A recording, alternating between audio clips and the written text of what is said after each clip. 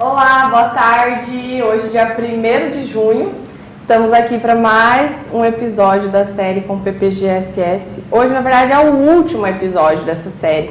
Esse mês, que foi o mês, em alusão aos assistentes sociais, aos profissionais dessa área. E essa série a gente tem feito, nas últimas semanas, vários professores ligados ao PPG-SS, que é o programa de pós-graduação no mestrado, do Serviço Social da UniOeste, aqui do Campus Toledo, que inclusive vai abrir o edital para a seleção do mestrado agora em breve. Fica ligado no site da UniOeste, a gente já vai adiantando aqui essa informação. A cada live a gente vem ressaltando que o vestibular da UniOeste, eu acredito que até sexta dá para se inscrever, né? Então, dia 2.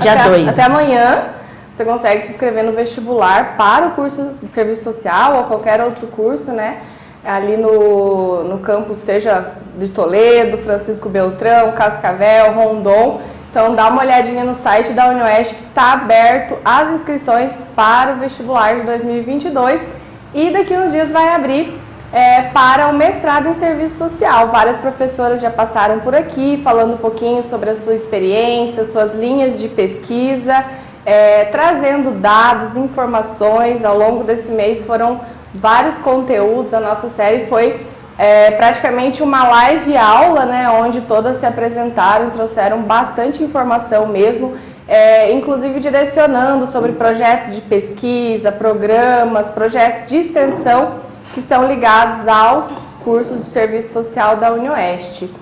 Hoje eu estou aqui com a Cristiane Cono, com a Marise Halber. Isso. São professoras que estão aqui junto comigo para encerrar essa série, e a gente vai falar sobre um tema também super atual, super pertinente, importante, urgente, como foi da semana passada, da semana retrasada também, que é pobreza rural e insegurança alimentar. Então vocês vão poder conhecer um pouco melhor sobre a Cris e a Marise, entender um pouco sobre esse tema, e ainda a gente vai trazer alguns dados e falar sobre um projeto muito bacana, que é o projeto de hortas comunitárias, que está sendo agora construído, vinculado à UniOeste. Isso. Então eu convido vocês para acompanhar, já agradeço quem está acompanhando, quem acompanhou o mês todo, ajuda a gente a impulsionar, curtindo, comentando, repassando esses links, divulgando esses editais de abertura de seleção do mestrado, seguindo o programa Cultura da Saúde. Logo a gente vai estar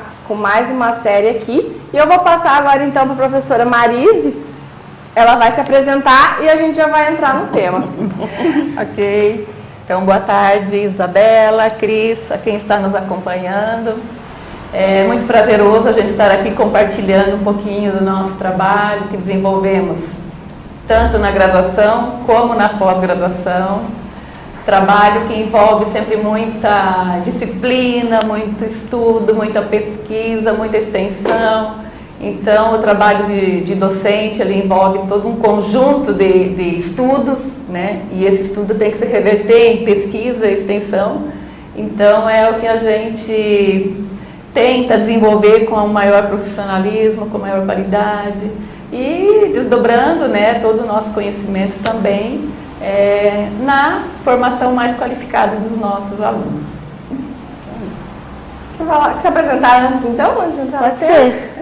Então, boa tarde a todas, a todos e a todas. Isabela, Samara que está aqui conosco, quem nos está nos assistindo, professora Marise, que sempre temos a oportunidade de partilhar boas experiências e nessa caminhada da docência, tanto no curso de graduação como de pós-graduação em serviço social da UniOeste. Então, eu sou Cristiane Cono, e estou já na universidade há mais de 20 anos e hoje também, assim como a professora Marise colocou, trabalhamos no ensino, na pesquisa e na extensão, envolvendo aí a comunidade acadêmica e a comunidade externa, sobretudo através do estágio supervisionado, dos projetos de extensão, grupos de estudos e outras atividades também, primando aí por uma universidade pública, laica, de qualidade, e uma formação profissional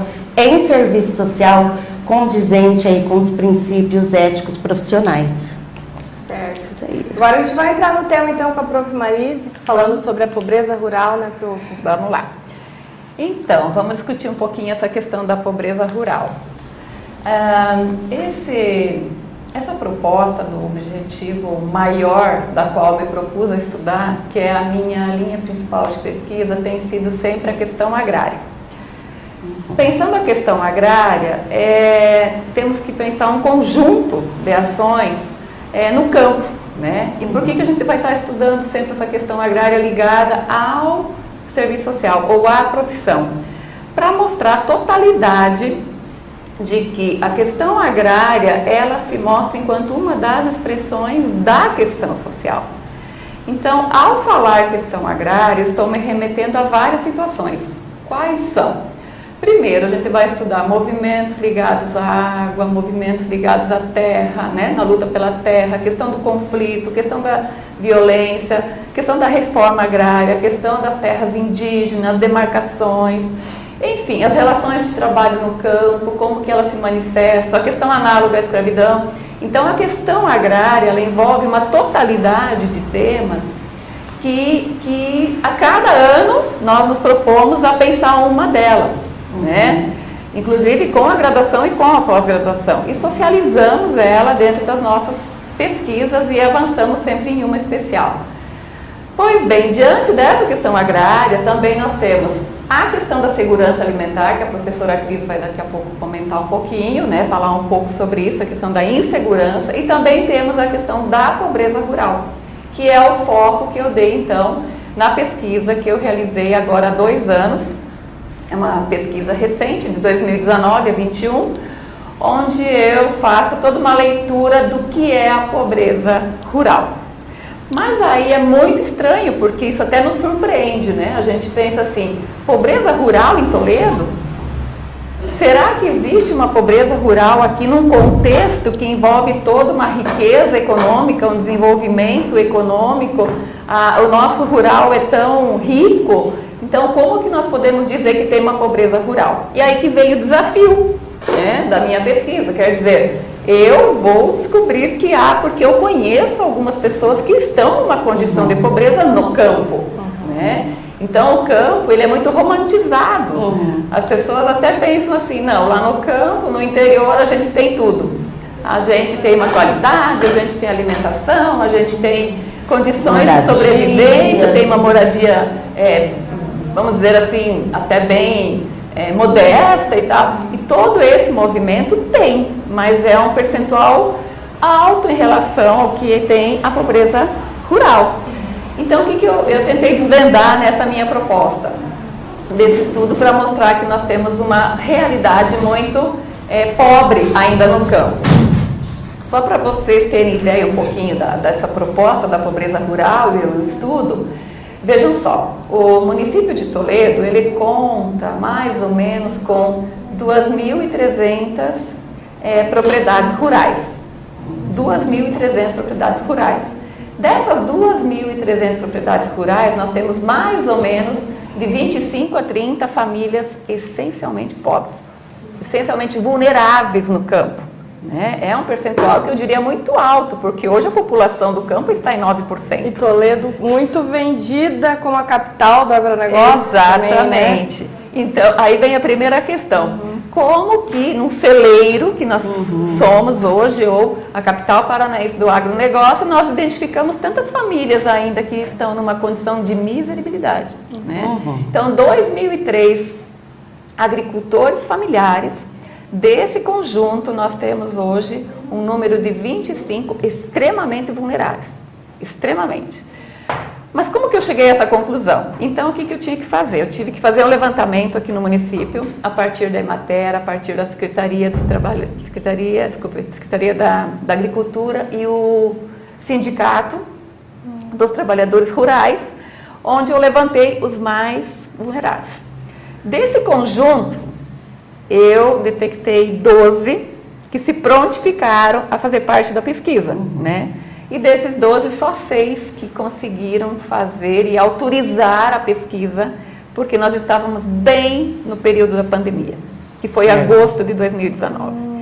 Então, eu só consegui fazer a partir do dado dessas 6 famílias. Mas daí, vejam, o que eu detectei? As diversas políticas, como elas estão atendendo a esse público rural. Então, quando eu identifico no setor da habitação, da saúde, da educação, da previdência, todas as áreas, essas 5 que eu elenquei, como que o homem do campo, a mulher do campo, as famílias do campo estão sendo atendidas nessas políticas sociais. Para daí dizer que a pobreza não é só a questão da renda, essa é uma, mas também a multidimensional, que vai mostrar que a população está desprotegida no campo, né? Então, vejam, a habitação foi a primeira, extremamente precária, não consegue mais a política da habitação rural, que era uma política que veio na gestão de 2012, 2010, onde lançou-se várias habitações rurais e logo depois se perdeu, então são 10 anos. E o principal problema que elencaram foi, nesse contexto, se não tem uma habitação boa, a família vai perder o filho não vai ficar, porque se eu não consigo como família, eu não vou conseguir também garantir o filho, o jovem, a ficar no campo. E assim foi. Então a saúde também debilitou, a gente viu lá que é só nas UBSs dos distritos. O que acontece nas UBSs dos distritos? Em alguns distritos, quando as enfermeiras ou técnicas tiram férias, eles não têm o atendimento, então fecha-se as UBSs, né? A questão da previdência, só 6 sujeitos tinham conseguido e só a aposentadoria. Eles não recorrem em momento algum por problemas de saúde do trabalho para a previdência. Então eles não entendem que quando eles se machucam trabalhando, eles podem recorrer à previdência, né? A questão da educação, então os filhos, eles todos trabalharam em escolas públicas, estudaram em escolas públicas, eles não estudaram em escolas particulares, todos atendidos só pela UBS, acabei de falar que foi atendido, mas só uma que é pela Unimed e é pelo Sindicato dos Trabalhadores Rurais, então a saúde pública é que predomina, né? E o que mais em relação, isso, foram essas áreas principais.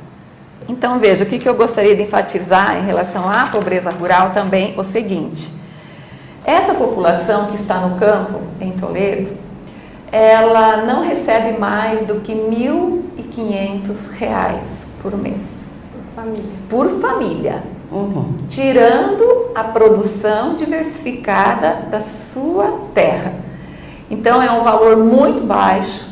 Não tem hoje uma política que potencialize que a agricultura familiar fique no campo, e elas não conseguem manter a continuidade dos seus filhos no campo, todos saem. Não teve nenhuma dessas famílias, dessas 6 famílias, que os filhos estavam em casa e a população está ficando idosa. Então, esses que estão em casa, que são os pais, é de 50 a 74 anos. Então, é uma população idosa que está no campo. E a gente tende a ver que se não tiver logo uma ação com essa população que está ali, ela vai sair do campo, ela vai vender a sua propriedade.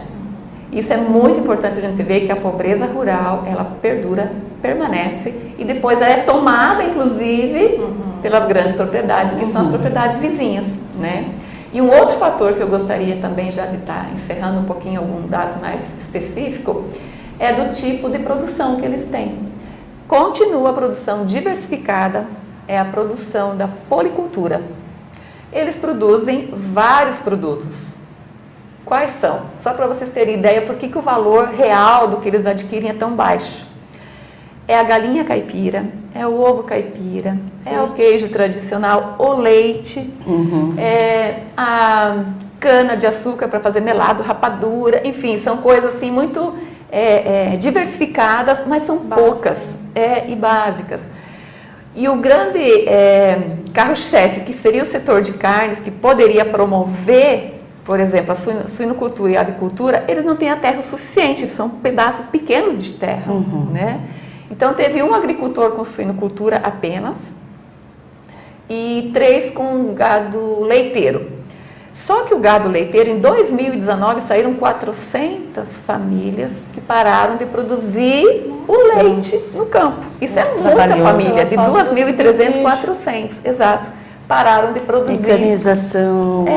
A exigência, né, também do cuidado, tem que ter uma estrutura mínima do estábulo, tem que ter uma alimentação diferenciada. Então, todo esse movimento da exigência, da modernização imposta aos pequenos agricultores, que a gente denomina de agricultura familiar, eles não têm capital para isso. E o Pronaf é uma aproximação, mas ele não comporta dar condições que alavanque uma produção maior. E por Toledo ter um índice, né, em nível nacional como, né, aqui tem qualidade de vida e aqui o agronegócio é forte, muitas vezes também não vem recurso, né, porque acha que não tem pobreza rural aqui também, né? Não sei se faz sentido essa colocação. Isso, a invisibilidade. E essa questão sempre a polêmica maior do qual eu me desafiei a fazer essa proposta foi como na capital do agronegócio, como num município rico em crescimento econômico, não necessariamente em desenvolvimento, né? Ele tem ainda vários agricultores familiares que estão nessa condição. Essa pesquisa que você fez, ele varia bastante o território ou eles estão assim meio concentrados, essas famílias ali num determinado território? Assim? Então foi assim, Isa, como que eu projetei esse público, né? Era para ser então duas famílias em cada um dos distritos. São 10 distritos. A princípio era para ser 2 famílias em cada distrito. No entanto, teve distritos que eu não tive o acesso porque não permitiram que eu fizesse a pesquisa, que era a entrevista, né? Então, eu fechei em 4 distritos. Foi Novo Sobradinho, foi São Miguel, foi Vila Nova e foi uma família ali na linha Cerâmica Prata, que vai ali para Ouro Verde, mas é em Toledo, né? Então, essas famílias mais vulneráveis que permitiram que eu fosse fazer a pesquisa. E só nesses 4, as 400 famílias? Não. Aí as 400 é no conjunto dos 2.300 agricultores familiares que tem em Toledo. Então, em 2019, em um ano, saíram 400 agricultores do município de Toledo no gado leiteiro, na produção, né, do gado leiteiro. E para além do poder público, existe algum, né, até o sindicato, mas além do sindicato também, alguma cooperativa, algum coletivo, algum órgão que tem tentado fazer alguma coisa por essas famílias ou não? É muito difícil, porque a agricultura familiar, ela envolve um conjunto de ações que promova tanto a ascensão dela, economicamente, que é via comercialização. Então, quando agora a Cristiane vai falar da segurança alimentar e da insegurança alimentar, nós podemos dizer, acrescentar depois a tua pergunta, o que alavancou a agricultura familiar a partir de 2010? Foi a comercialização. E o que foi em 2010? O programa Fome Zero. Então, ela está articulada, segurança alimentar com a agricultura familiar, porque é o investimento no mercado interno.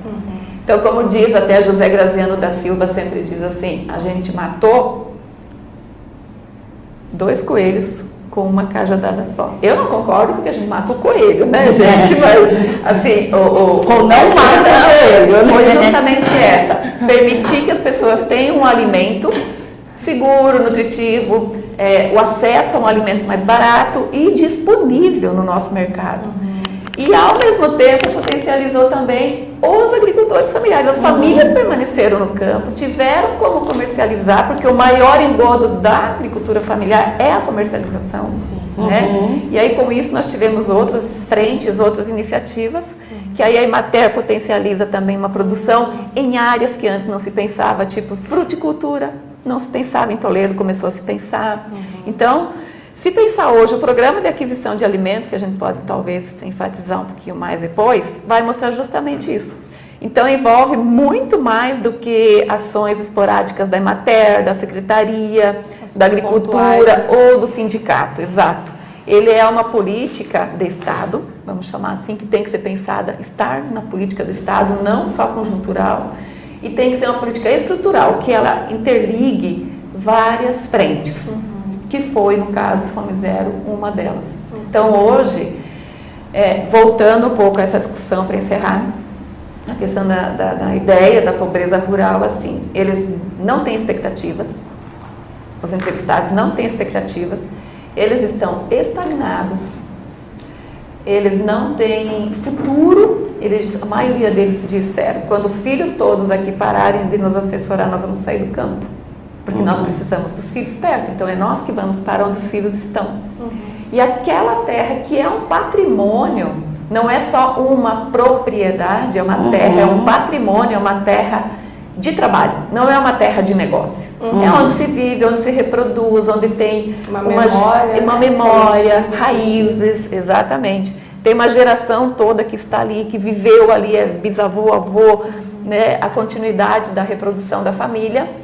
Ela pode se perder agora justamente porque você não tem mais nada que potencialize e que ela cresça. Então, 2010 foi no censo de 2010, identificou-se, deu visibilidade a uma agricultura que estava fadada ao esquecimento, e aí ela mostrou, não, aqui nós produzimos muita coisa. E aí foi que o Fome Zero permitiu.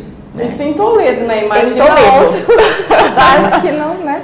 Mas vamos passar aqui, já estamos quase chegando na meia hora aqui de live. Desculpa, eu vou mandar um salve para quem está aqui, gente, está bombando. Muito obrigada. A Leone, a Gilslene, prof, que esteve aqui semana passada falando sobre o SUS.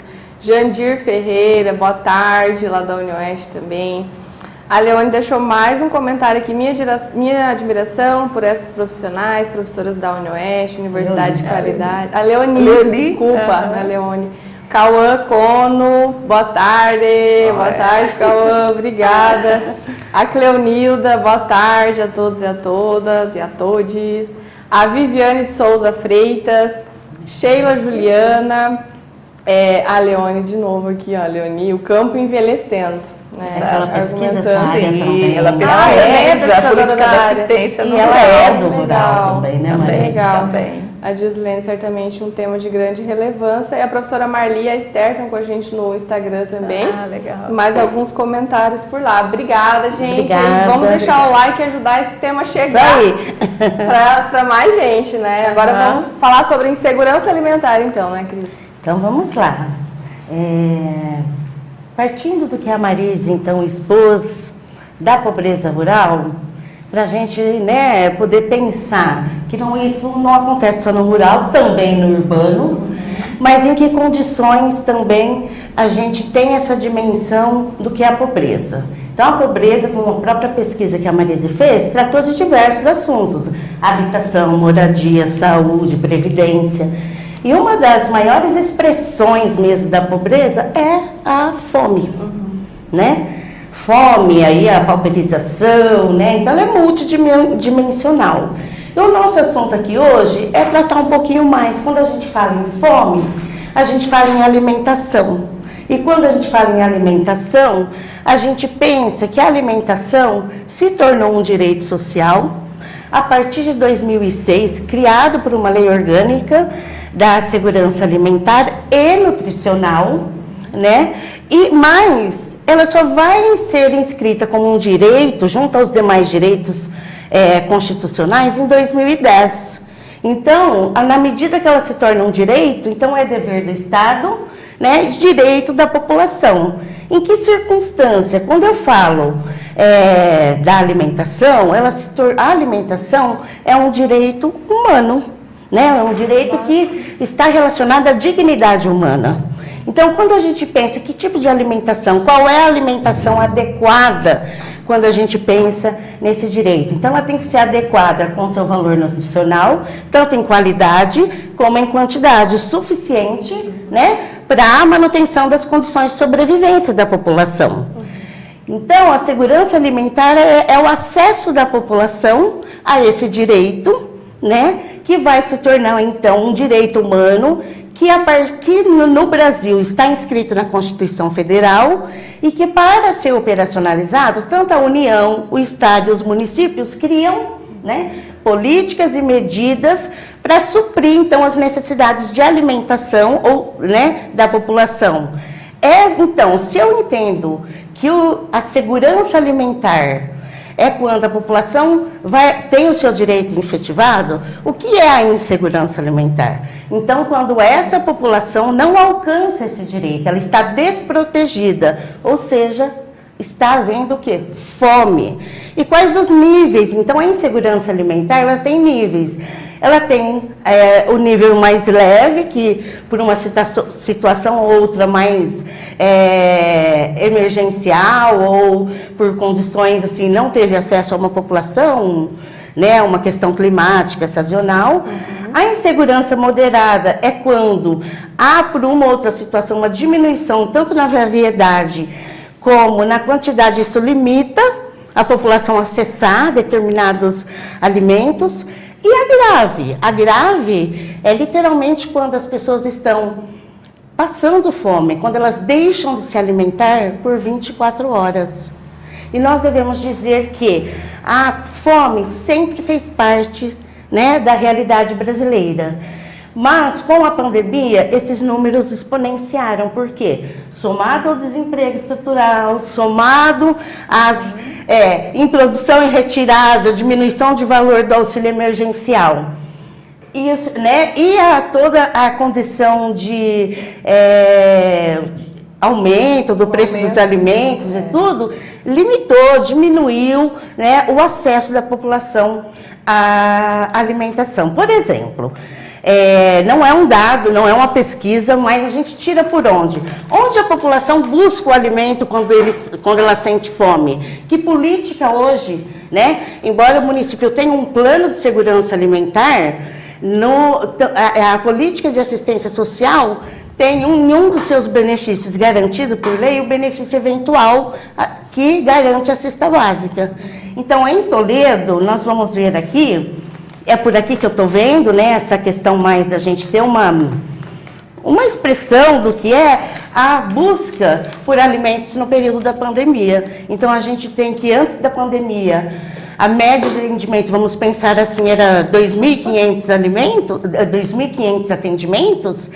No ano ali de 2021, passou de 10 mil atendimentos. Nossa. Mês. Por cada bimestre, cada trimestre. Então, sem contar a demanda reprimida. Certo? Então, quando nós temos, sim, em Toledo, um município rico em suas questões, né, do agronegócio, na produção de grãos, de animais, nós temos, sim, um contingente populacional que passa fome, certo? E, em virtude disso, né, a União Oeste, a partir do professor Adir Parisotto, que também é engenheiro agrícola do IAP, me convidou e a gente pensou, planejou e propôs, né, um projeto de extensão no enfrentamento a essa fome, no enfrentamento à realidade de fome do município de Toledo. O que é esse projeto, então? É um projeto de extensão, né, coordenado pela professora Adir, em parceria com o curso de Serviço Social, no caso eu, estou em nome do curso de Serviço Social, e operacionalizado também por 12 bolsistas que fazem parte do programa de educação tutorial PET. Porque o tema do PET é meio ambiente e o uso sustentável dos recursos naturais. E a gente prevê todo um processo de estudo, aprofundamento na educação ambiental, né? E vendo o meio ambiente como um direito constitucional. Então, nesse sentido, a gente buscou, né, apresentou o projeto para a prefeitura, que encampou essa nossa ideia para garantir aí os equipamentos, garantir os materiais, os insumos, por meio terreno, que seja em terreno público, por meio da Secretaria, então, de Agricultura, ou então hoje agronegócio, né, denominado agronegócio, e também com a Secretaria de Assistência Social. Por quê? Por meio da assistência social, nós temos ali digamos, um mapeamento de onde estão essas famílias.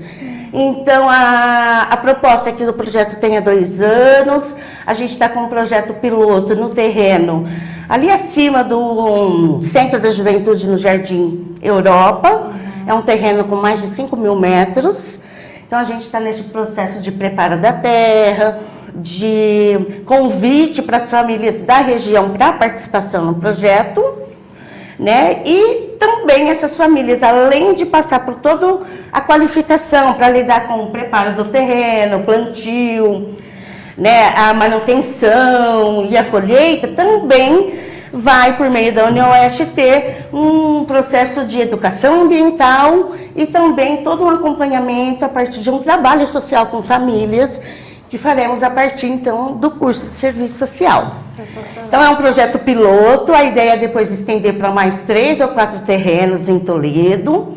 Nesse primeiro terreno também estamos com a parceria com o Rotary, que vai dar conta de contribuir aí com esses equipamentos, insumos, até que a prefeitura aí se organize para os outros terrenos. E a gente tem muita expectativa que essas famílias se envolvam, que eles possam ter o acesso a um alimento saudável, nutricional, que possa melhorar suas condições de vida, geração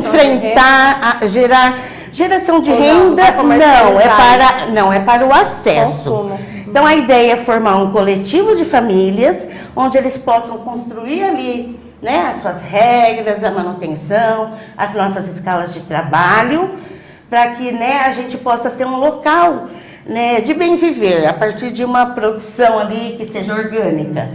Então, a ideia também é construir essa horta em forma de mandala, né, que tem ali, onde a gente use somente todo o adubo, a produção seja orgânica, né, e que isso reverbere, sim, para a qualidade de vida, para o enfrentamento, então, da fome no município, ao mesmo tempo que garante, né, essa dimensão, essa função social da universidade, Sim. que é a sua relação com a sociedade, que é transmitir o seu conhecimento e aplicar esse conhecimento na melhoria das condições de vida da população. Sim.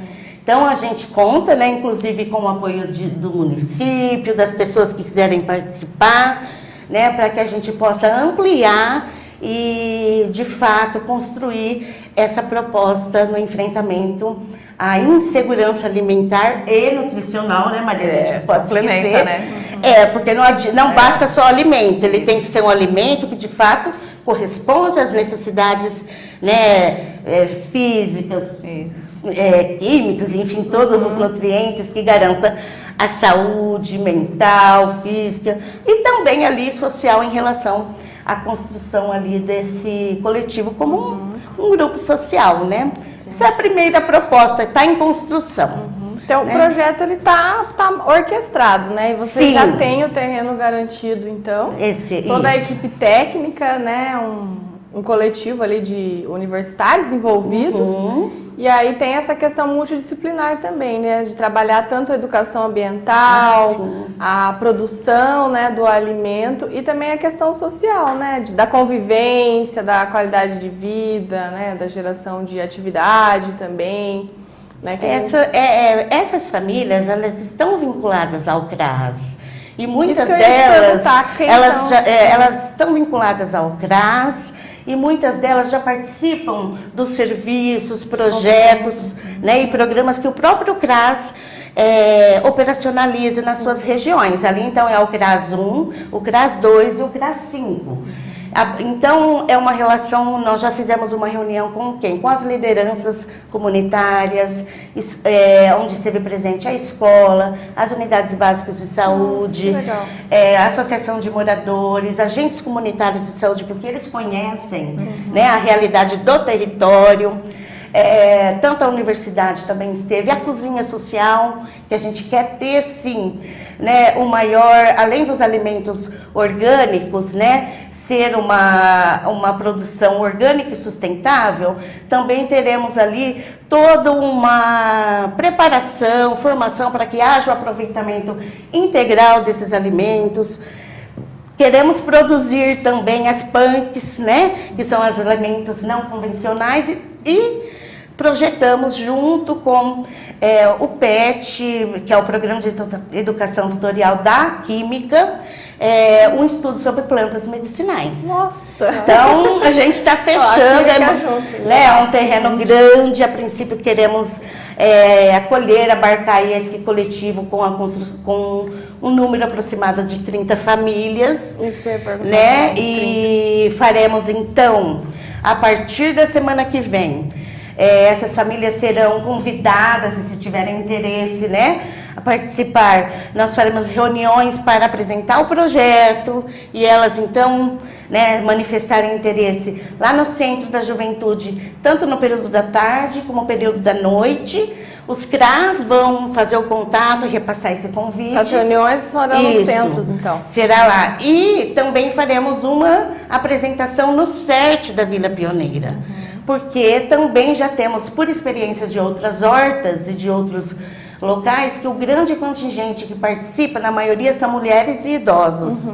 Né? Então, a gente vai até o CERT, até para reconhecer, né, toda a cultura, o patrimônio que a nossa região tem em relação, né, à agricultura familiar, ao plantio. Então, hoje, aqui em Toledo é muito, né, o acesso e a forma com que a população e as famílias fazem uso do território e do seu espaço. Então, trazer essa experiência dos idosos, né, que queiram participar para poder, e ser também, a partir da experiência, formação para outras gerações, né? Que é o mais importante. Professora, o que você acha importante ressaltar aqui? Se de repente alguém quer conhecer melhor o projeto, quer se engajar e ser um voluntário, se está aberto para isso, se são famílias mesmo só vinculadas ao CRAS, se quem vai poder comercializar também são só essas famílias, ou comercializar não, consumir, né, o alimento. E pelo que eu entendi, vocês vão plantar mais do que verdura, então, não vai ser só verdura. A ideia... Vai ter uma variedade de alimentos. Primeiro que a ideia, a horta em mandala tem da sua relação ali com o que o terreno de fato pode produzir. Então, não necessariamente vamos ver aquelas hortas de produtos convencionais, aqueles terrenos enormes de alface, couve, não, que não vai ter, tá? Mas assim, né, vamos ver o que esse terreno nós podemos explorar na qualidade, na forma como está esse terreno. Mandioca, batata, isso. feijão. Então, assim, vamos pensar como o professor Adir, que é o engenheiro e é o grande impulsionador dessa ideia. Não vamos fazer cerca, não, vamos fazer uma cerca do quê? De feijão andu. Então, vamos ver o que esse terreno pode nos ofertar e, a partir disso, com essas famílias. Então, a gente pensa, como a gente está pensando? Primeiro, que acolher pessoas e ter gente que quer trabalhar conosco, estamos de portas abertas. A gente só vai dar esse tempo inicial para constituir esse primeiro grupo, estruturar. De fato, a horta comunitária nesse formato é sim para as famílias que estão em situação de insegurança alimentar, então é para as famílias vinculadas, né, aos CRAS, ou aquelas famílias que estão lá enfrentando mês a mês a fila para a espera da cesta básica. O quanto vamos produzir vai ser a partir, se não podemos, né, vamos fazer o empenho de que isso dê um maior retorno, e a quantidade será decidida pelo grupo, né, primeiramente satisfação das necessidades daquela família, aí a gente pensa depois de algumas entidades sociais do entorno. E depois aí a gente vamos ver como responde tudo isso, a organização, a própria produção, né? Pra gente. Então, de primeiro momento, não temos a ideia de comercialização. É consumo. Tá? É para o consumo dessas famílias que estão vinculadas, ou alguma outra, sabendo que tem a horta, que esteja nessa situação ali daquele entorno, daquela região. Mas num primeiro momento, assim. Mas de qualquer forma, né? Estamos ali na UniOeste, curso de serviço social, podem procurar, aqui no campus de Toledo, tanto eu como a professora Adir, porque na organização depois teremos outros terrenos, né? Até eu estava comentando antes, nós já temos ali alguém que fala, eu tenho semente crioulas, não, eu tenho isso. né? Aí temos também, vamos precisar, né, de pessoas que tenham conhecimento ali de fazer um defensivo orgânico, que após a gente vamos fazer esse curso. E a ideia é que essas famílias, por meio do processo de educação ambiental, assimilem e a cultura orgânica possa fazer parte da sua vida, né? Então, faz a sua vida, da forma como ela se relaciona com o alimento, com a natureza.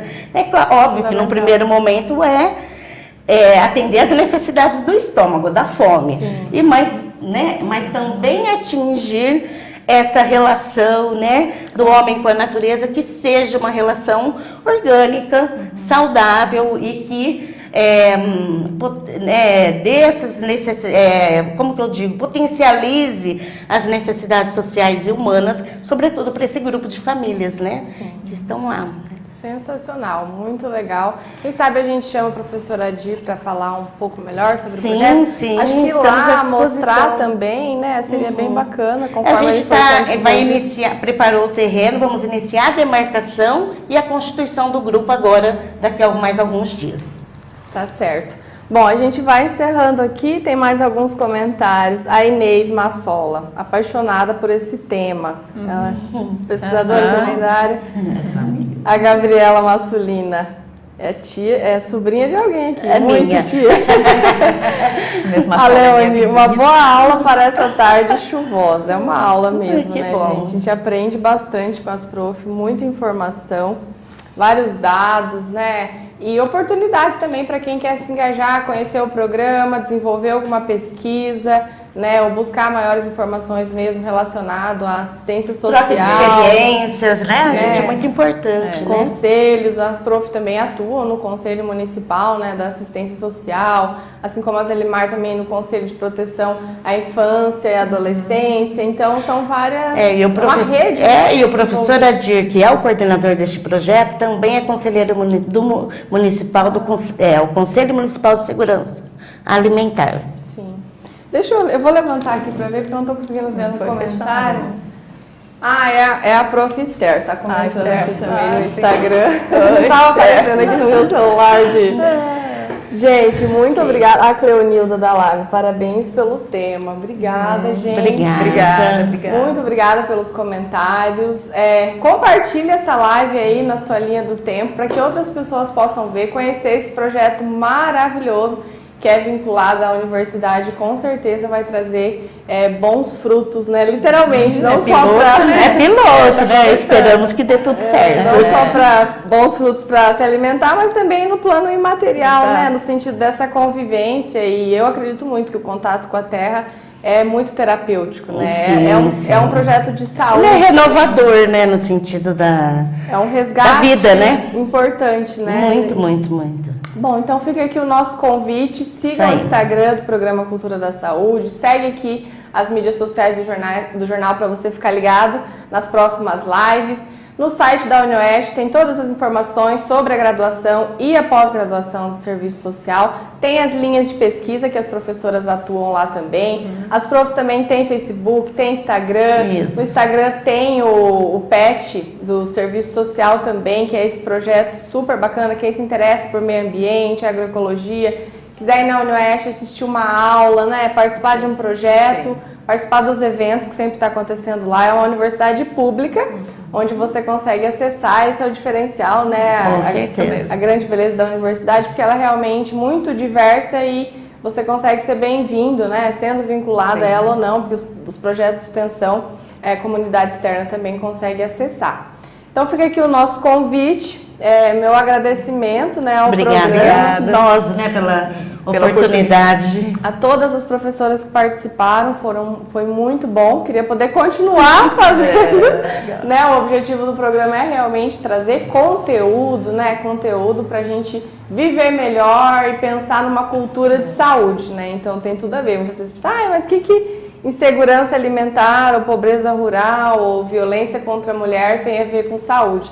Tudo, né? Porque como a gente falou bastante na semana passada, esse olhar social, né? Seja do assistente social, do sociólogo, do antropólogo, né? Que é a minha área, ele é fundamental para fazer essa política intersetorial, tanto de cultura quanto de saúde, né? Que pensa nos direitos humanos, na qualidade de vida das pessoas e na saúde da sociedade, né? Como um todo. Isso mesmo. Eu vou deixar vocês à vontade para passar o recado final aqui, então, pessoal. Eu vou passar o recado para convidar para fazer o mestrado, né? Isso! Então, pessoal, passamos aí o recadinho rápido, né? Convidando vocês para fazer parte da seleção do mestrado, ocorre uma vez por ano.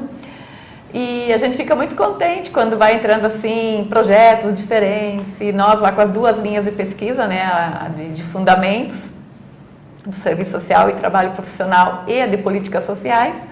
E com isso nós abarcamos, né? Um volume grande de projetos que vem assim de forma para qualificar o trabalho profissional, para fortalecer o trabalho. E aí nós, como professores, estamos aí para também juntos construirmos, né, os artigos, as produções, as dissertações, os TCCs, né? Então eu faço convite aí para virem até a universidade, como até a Isabela falou, conhecer. A universidade não é dos docentes, a universidade não é dos discentes, nem dos agentes técnicos, a universidade é nossa, né? Isso. Então, a universidade sendo nossa, é onde vocês podem se sentir em casa, poderem conversar com todos que estão por lá, e estamos disponíveis aí para qualquer informação também. E obrigada aí por terem acompanhado nessa tarde chuvosa, né, a nossa discussão, nosso debate hoje, que foi muito bom. Obrigada. Bom, então eu gostaria primeiro, né, de agradecer esse momento, Marise, muito importante, muito bom sempre compartilhar contigo. Mas também gostaria de deixar o convite, já que a gente já manifestou o convite para o projeto, eu quero convidá-los, né, a fazer, quem tem interesse na área, né, que pôde assistir, o curso de serviço social pelo vestibular está com a proposta agora, né, do curso de serviço social passando aí para o curso noturno. Então é a primeira turma que teremos, né, agora a partir desse próximo vestibular, e o curso então, que até então é matutino, vai migrar, vai transitar, vai se tornar um curso noturno. Então isso é muito importante, porque abre a possibilidade para outras pessoas também, né, que poderem fazer a sua universidade, fazer a graduação. Então, o vestibular, né, as inscrições vão até amanhã, e fica o convite, então, para conhecer o nosso curso, a nossa profissão e os projetos que neles desenvolvemos. Agradeço também o acompanhamento, a família que está aí, toda acompanhando, os amigos. Um grande abraço a todos e convido a acompanhar também o desenvolvimento dos nossos projetos. Obrigada. Obrigada. É isso então, galera. Curtam, sigam o Programa Cultura da Saúde. Procura lá as profs nas redes sociais também. Isso mesmo. E o debate continua, né? Isso aí. Até a semana que vem. Até mais. Tchau. Pronto.